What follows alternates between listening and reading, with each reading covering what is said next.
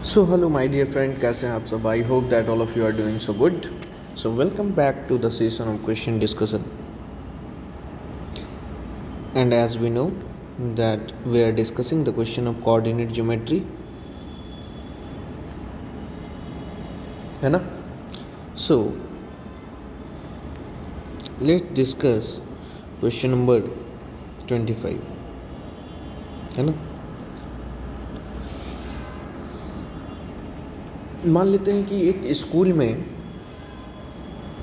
अभी जैसे recent PUBG बहुत फेमस है बच्चों के बीच में, है ना, और फ्री फायर। तो एक स्कूल एक कैंपेन चला रहा है, ठीक है, और वो बोला कि भैया हर एक बच्चे को एक रेक्टेंगुलर बोर्ड बनाना है, ठीक है। तो एक मान लेते हैं क्लास 10th का बच्चा है, वो रेक्टेंगुलर बोर्ड बनाया कुछ ऐसा, ठीक है। वो नेम दिया ABCD,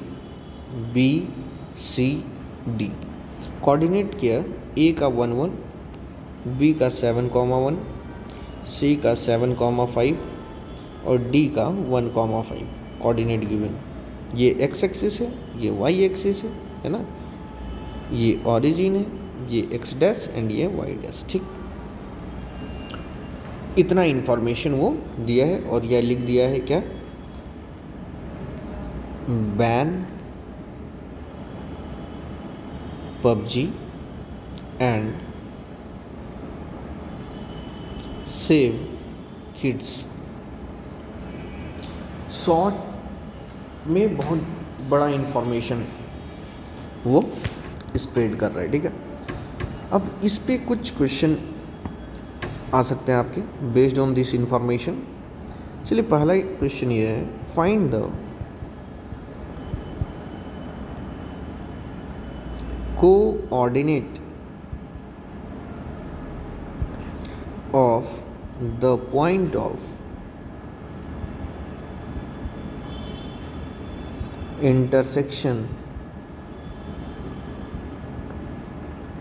of diagonals AC and BD। यदि ये क्वेश्चन पूछेगा तो ये 2 मार्क्स का क्वेश्चन होगा, है ना।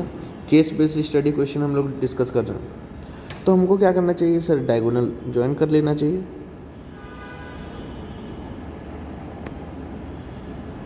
Correct. So this is the point, मान suppose this is the point has the named as P, तो P का कोऑर्डिनेट पूछा है, yes sir.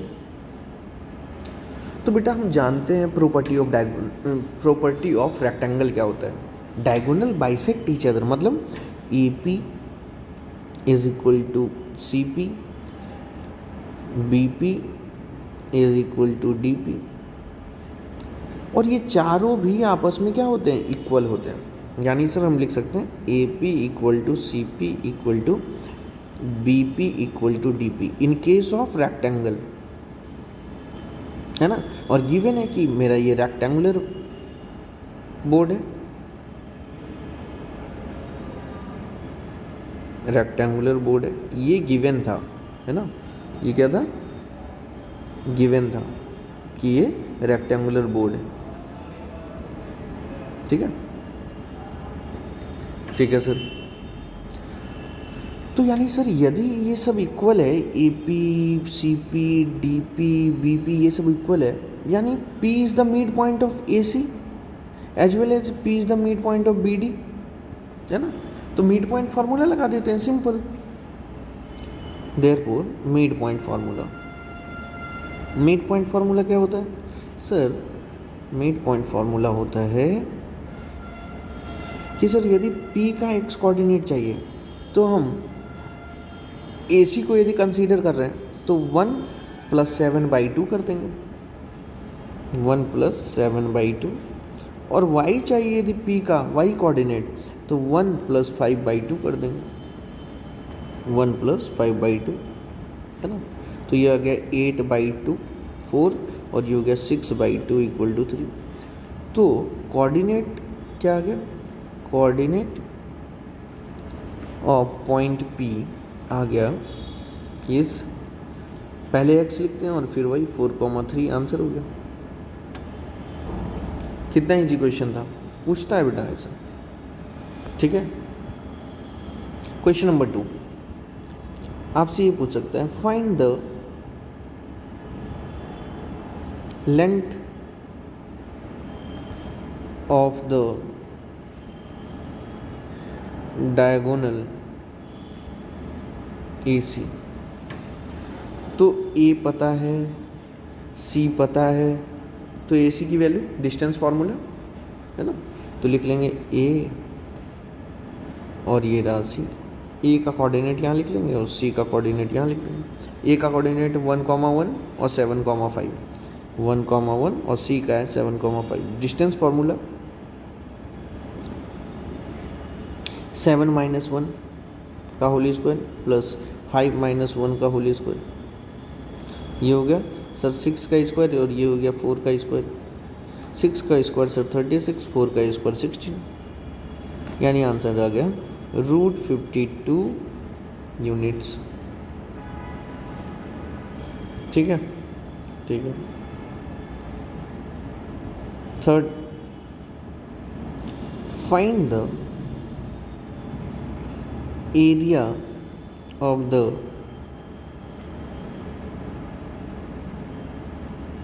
Campaign board. Campaign जो लगा है उस पे जो बोर्ड बनाया है ABCD, उसका एरिया चाहिए। तो area of rectangle, area of rectangle क्या होता है सर, लेंथ इंटू ब्रेथ।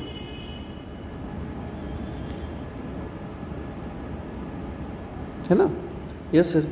तो सर मेरे को चाहिए अब क्या, AB का डिस्टेंस और AD का डिस्टेंस, यही चाहिए ना, यानी AB into AD, AB into AD, correct. तो AB की वैल्यू निकाल लेते हैं, AB 1171। तो पहले AB हम फाइंड आउट करते हैं, AB, A का कोऑर्डिनेट 11, B का coordinate 71।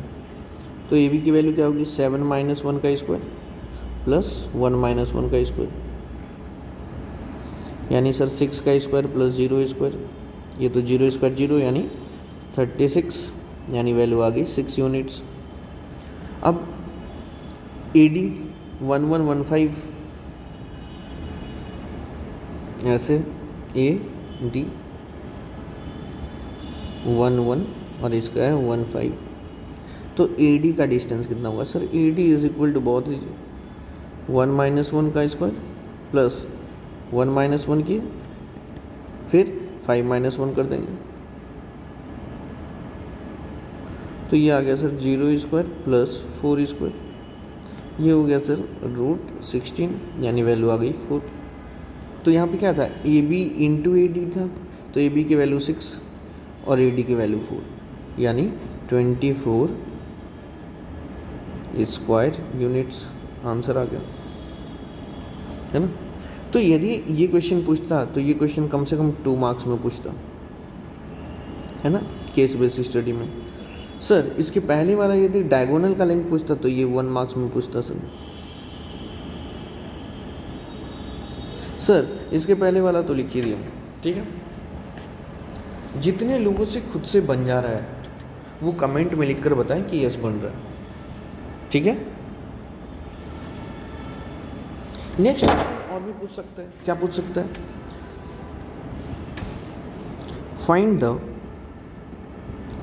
Find the ratio of the length of side AB to the length of the diagonal AC। ठीक है, यानी सर मेरे को चाहिए AB अपॉन AC का रेशियो का मतलब ये AB अपॉन AC। AB की वैल्यू सर आ चुकी थी, देखिए यहाँ पे 6, और AC की वैल्यू भी आ चुकी थी, देखिए यहाँ पे √52।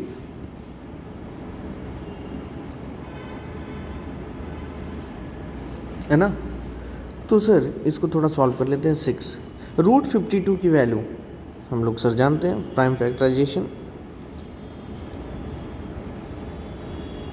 यानी सर रूट 52 को लिखना है, 52 को लिखा जा सकता है 2 इंटू 13, यानी रूट 52 को लिखना चाहिए 2 रूट 13, क्योंकि ये दोनों पेयर से एक पेयर बाहर आ गया रूट से, तो लिखते हैं यहाँ पे 2 रूट 13, 2 3 जा 6, ये क्या आ गया बेटा 3 अपॉन रूट 13।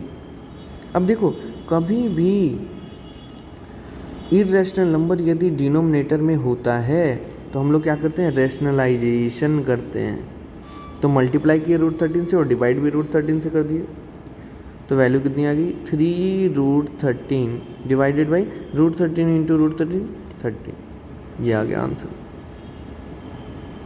ठीक है, आंसर आ गया। ये बेटा रफ वर्क है।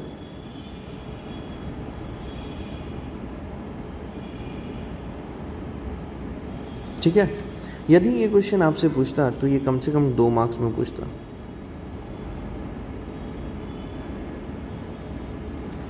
ठीक है, तो जितने लोगों से खुद से ये क्वेश्चन बना है, ये केस बेसिस स्टडी टाइप का क्वेश्चन है बेटा जो हम डिस्कस कर रहे हैं, है ना, कि एक केस बेसिस स्टडी क्वेश्चन है।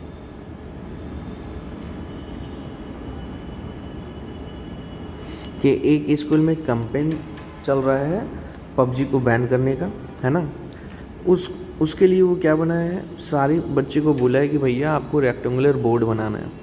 ठीक है, तो एक बच्चा है क्लास 10 का, उसने रेक्टेंगुलर बोर्ड बनाया, उस पर लिखा ban PUBG and save kids.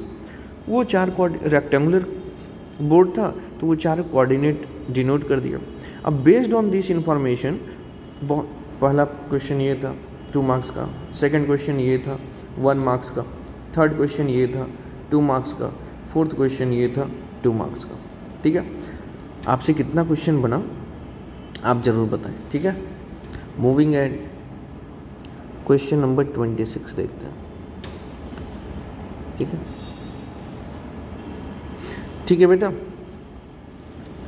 आइए एक क्वेश्चन है। यस, तो मान लेते हैं कि एक क्वेश्चन ऐसा है कि एक बच्चा है, मान लेते हैं रितु राज। ठीक है, और ये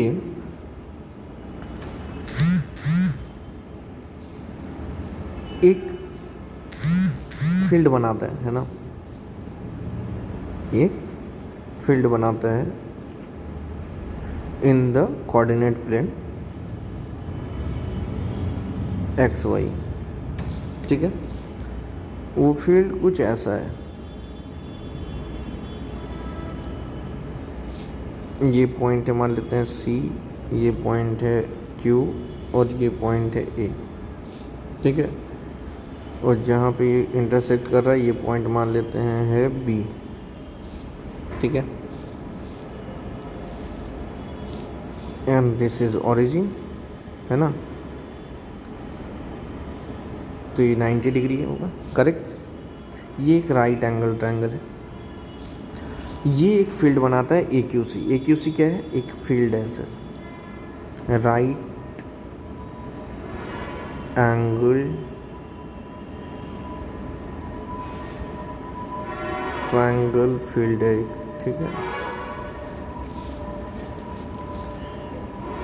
फिर वो क्या करता है, इस फील्ड में वो एक और चीज़ इम्प्लीमेंट करता है कि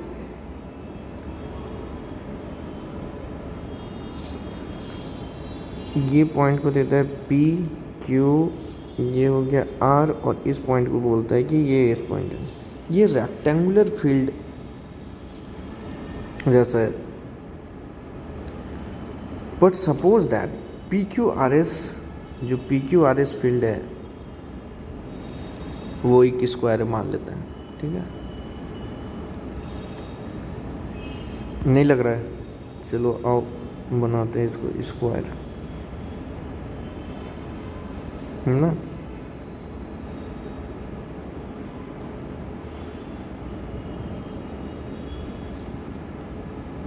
क्यों को यहाँ कर दे, अब P Q R S square है, ठीक है। ये है, मान लेते हैं ए क्यू सी, ठीक है। तो रेक्टेंगुलर फील्ड मेरा इतना ही है, ठीक है। हाँ, ये एक rectangular right angle triangle field है। कौन सा? इसको नेम दे देते हैं ट्रायंगल ए क्यू सी, ठीक है। ये राइट एंगल ट्रायंगल फील्ड है।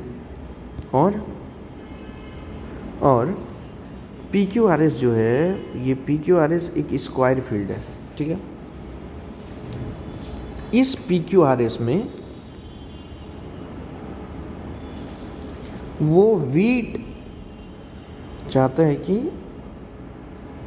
वीट का उपज करे, है ना। ये ऋतुराज चाहता है कि पी क्यू आर एस जो फील्ड है इसमें ग्रो करे क्या? वीट। और बाकी जो फील्ड बचा हुआ रह गया एक क्यू सी में, उस फील्ड में कुछ वेजिटेबल जो उसका मन करे वो ग्रो कर सकता है। तो बेस्ड ऑन दिस इंफॉर्मेशन पहला क्वेश्चन आता है कि टेकिंग ओ एज ओरिजिन, ओ क्या है? ओरिजिन है।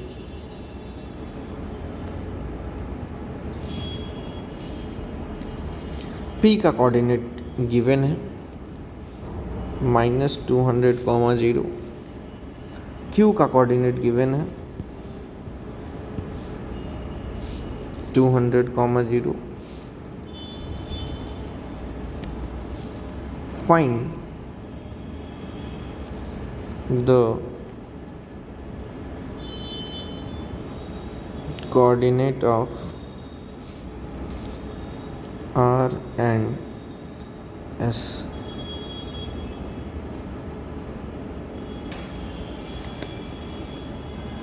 Find the coordinate of R and S, ठीक है। R और S का कोऑर्डिनेट फाइंड आउट करना है।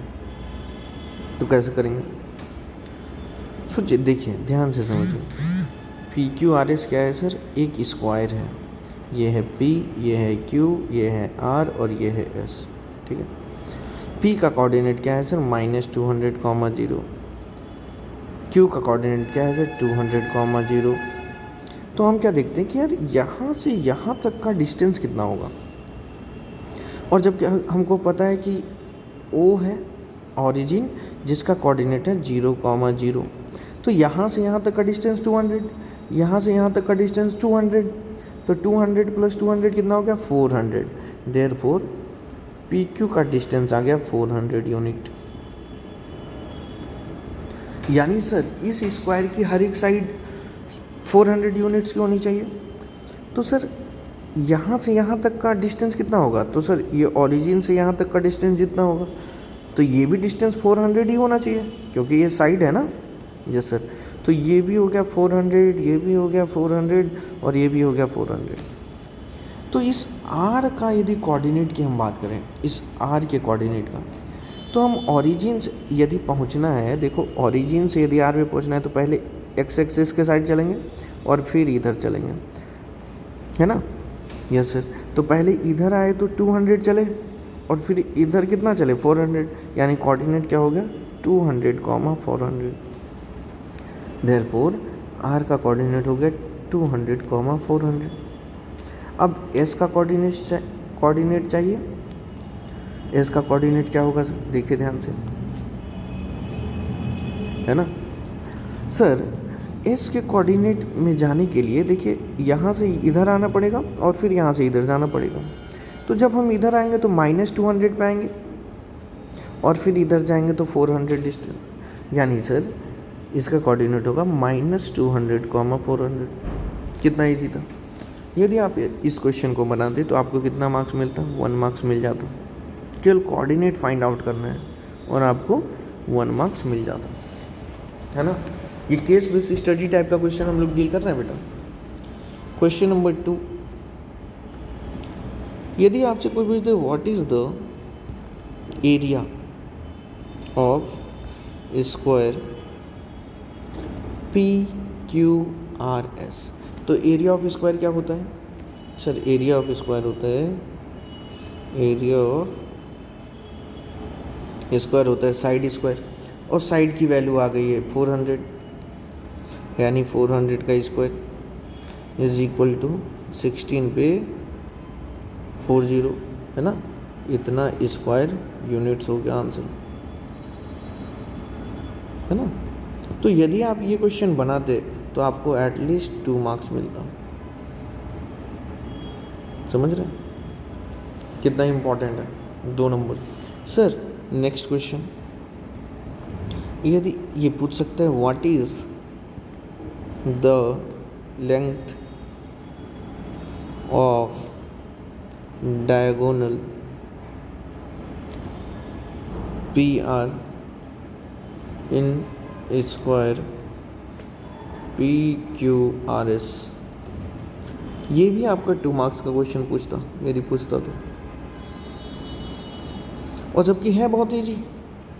PR ये वाला डिस्टेंस चाहिए, यानी सर P का कोऑर्डिनेट और R का कोऑर्डिनेट, इन दोनों को ज्वाइन करने वाला लाइन, तो P का कोऑर्डिनेट क्या है -200, 0।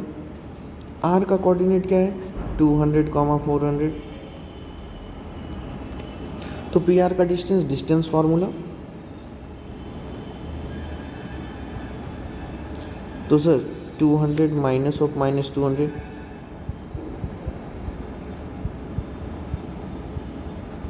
प्लस 400 माइनस 0 का स्क्वायर,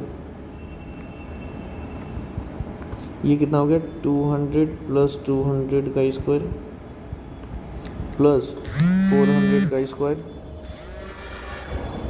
है ना, यानी ये हो गया 400 का स्क्वायर प्लस 400 का स्क्वायर, यानी हो गया 16 इंटू प्लस 16 लिख देते हैं चलो, यानी हो गया 32 पे 40। यानी सर ये इसको लिख सकते हैं 40 है तो 100 बाहर आ गया इंटू √32, और √32 की वैल्यू कितनी होती है 4√2, यानी 4√2 इंटू 100, यानी कितना हो गया 400√2, है ना। कितना ईजी था और 2 मार्क्स आपको मिल जाता, इतना यूनिट्स लिख देते, है ना, और आपको 2 मार्क्स मिल जाता। Correct sir. सर यदि आपसे नेक्स्ट क्वेश्चन पूछता, if S divides CA in the ratio K:1, what is the value of K where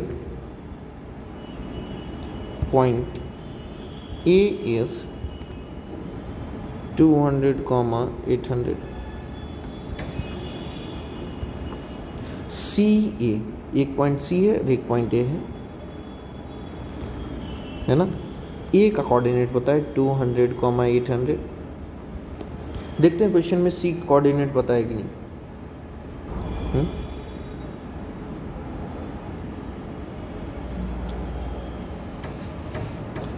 C एक राइट एंगल ट्रायंगल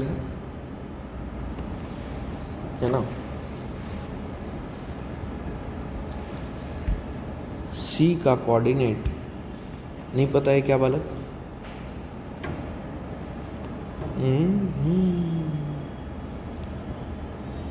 C का कोऑर्डिनेट तो नहीं पता है। बोल रहा if S divides CA in the ratio K:1, यदि S है और ये K:1 में डिवाइड कर रहा है तो what is the value of K if A की वैल्यू गिवन है 200, 800। A की वैल्यू है 200, 800, ठीक है। C का कोऑर्डिनेट क्या होगा? C का कोऑर्डिनेट सर x एक्सिस पे लाई कर रहा है तो x, 0 टाइप का होगा, है ना। तो C का कोऑर्डिनेट हो गया x, 0। और एस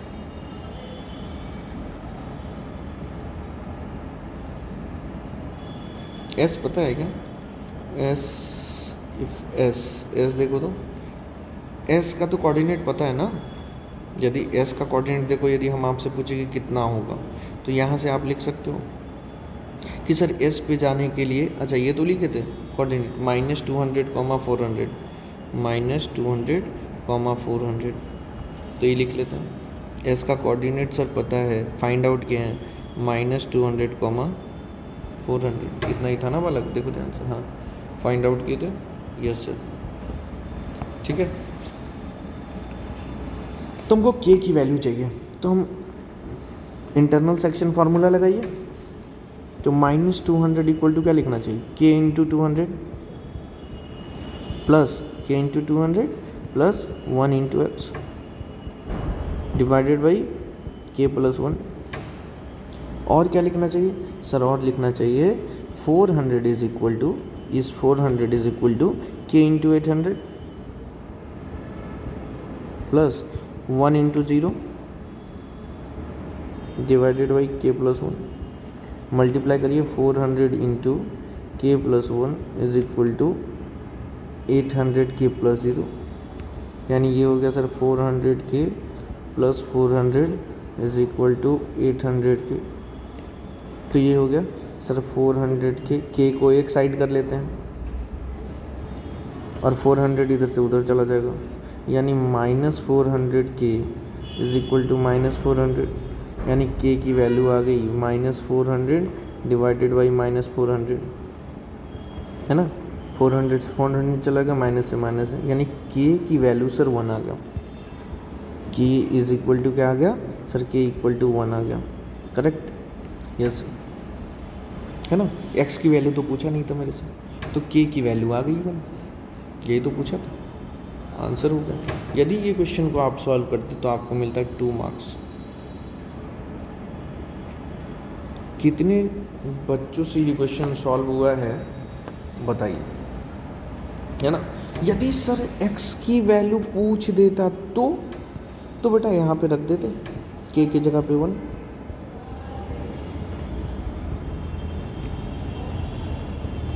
है ना, और इसको सॉल्व कर लेते। तो 1 + 1 2, तो -200 into 2 is equal to 200 plus X, है ना। तो x इक्वल टू क्या हो जाता है? ये सर -400 और -200 इधर आ जाता, तो -600 इक्वल टू एक्स। तो x की वैल्यू भी आ जाती है, यानी कोऑर्डिनेट ऑफ c भी आ जाता। देयरफॉर c का कोऑर्डिनेट क्या हो जाता? -600, 0। लेकिन मेरे से x का कोऑर्डिनेट नहीं पूछा, कम ही काम कराना चाह रहा है, 2 नंबर देना चाह रहा है वो क्या बोल रहा है? बस आप कुछ मत करिए, आप फाइंड आउट करिए के की वैल्यू, समझे कि नहीं। तो बेटा ये क्वेश्चन हम लोगों ने डिस्कशन करा, ये भी केस बेस्ड स्टडी क्वेश्चन था। ध्यान से यदि आप लोग से बन गया ये क्वेश्चन तो वेल एंड गुड, नहीं बना तो ध्यान से समझने की कोशिश करिए, और ना समझ में आए तो हमको बताइए, हम फिर से समझा देंगे, ठीक है। ठीक है बेटा, so thank you so much, nice to have you all here. We are going to meet in the next session. Till that, bye bye, take care. Thank you.